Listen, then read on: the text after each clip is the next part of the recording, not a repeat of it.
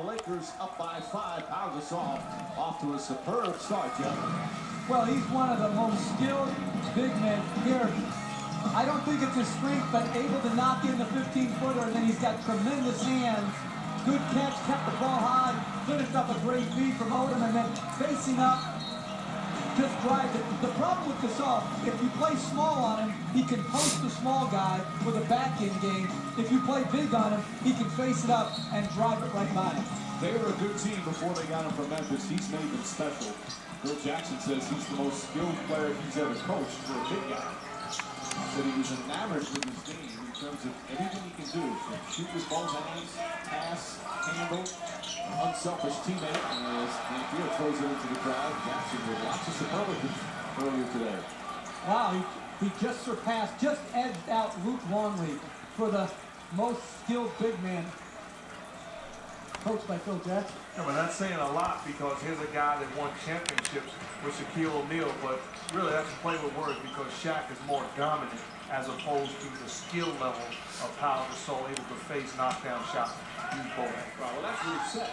He said, as Correa called for foul on Fisher, he said obviously Shaq is a dominant guy, but in terms of can do so many things skills-wise.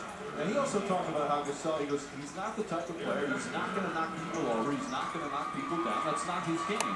He's not a power game. And felt sometimes that people focused on those things that he didn't do as opposed to all the good things he does.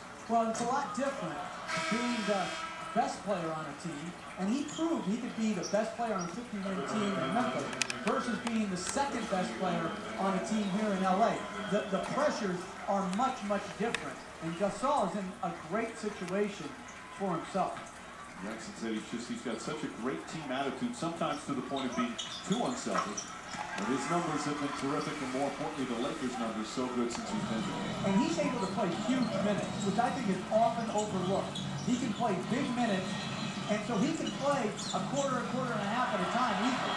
Well, that's what Jackson said. He can play 40 minutes. He has a certain game about him where he can. He doesn't get the pounding as some big guys do, where they lumber up and down the court because of his athleticism. Kobe Bryant the drive, and Pau Gasol right there and puts it in. Pau Gasol, what a start, 5 for 5.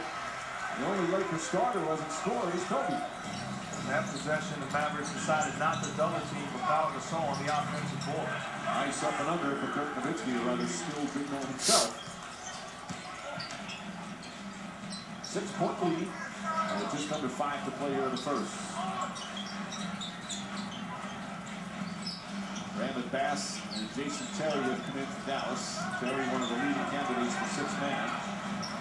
Bryant spins, hits the side of the backboard. Good defense from Wright. And to me, a great adjustment by Dallas. A blocking foul official. A great adjustment by Dallas, though, to stop all the double teaming. Stop double teaming Fisher in the post. Fisher took a blow on the block call. Stop double teaming Kobe Bryant. Stop leaving the three-point line wide open. Fisher last year led the NBA in charges drawn. This year he's amongst the leaders. He's never been afraid to step in and take the hit. He took a hard one there from the 7-footer. And that was the right call. He took a shot using regular speed. Well, you know what you love about Derek Fisher? He didn't get the call there, but that's not going to stop him from sacrificing his body. Time and time again, he's going to put himself in position to be a help defender and take the charge. Having another strong season, but of course he's hit so many big shots and big plays in postseason time. He was telling us a couple of weeks ago, he's just having the time of his life, realizing how lucky he is to be on such a successful team, chance to win another championship. Nice feed, great pass, and Ariza with the finish. Trevor Ariza, 8 points here in the first quarter.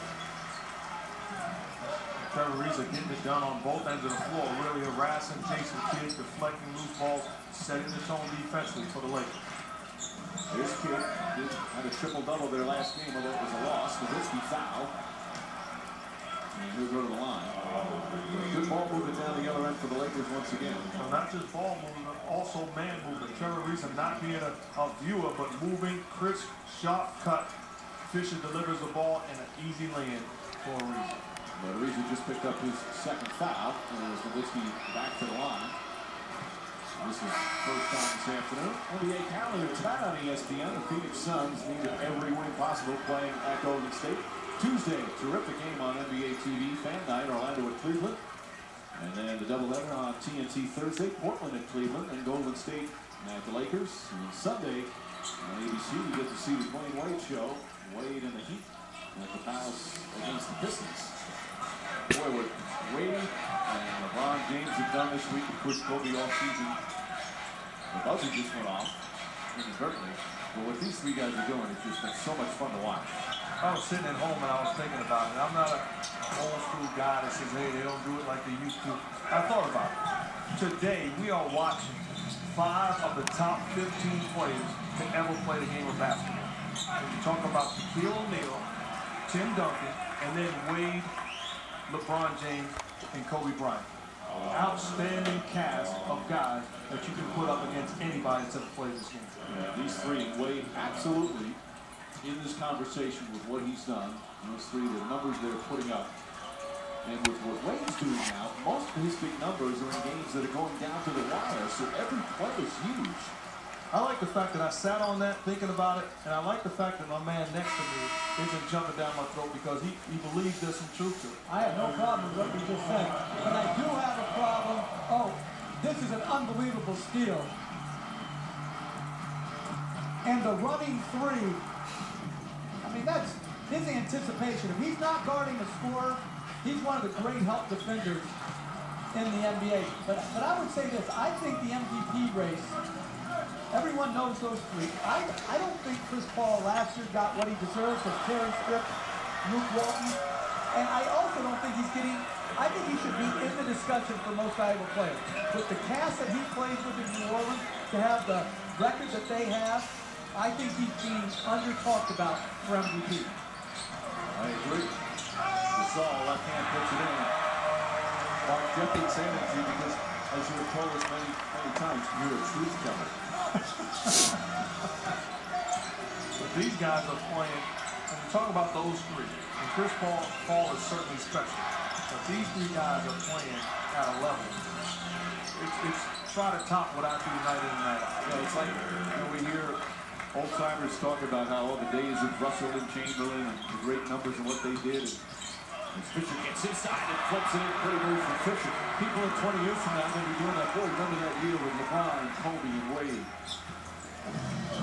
4-point game for the Lakers right now. Just over 2.5 remaining. Right spots up. In and out. Both teams still shooting over 60%. Lakers will take over. They'll have a timeout first. Nobody off to a better start than Pau Gasol. 6 for 6 from the field. Gasol with 12 points continues to have a sensational year. And with 2.5 minutes remaining in the opening quarter at Staples, Lakers with the early lead. Thanks for watching ESPN on ABC, home of the NBA Finals.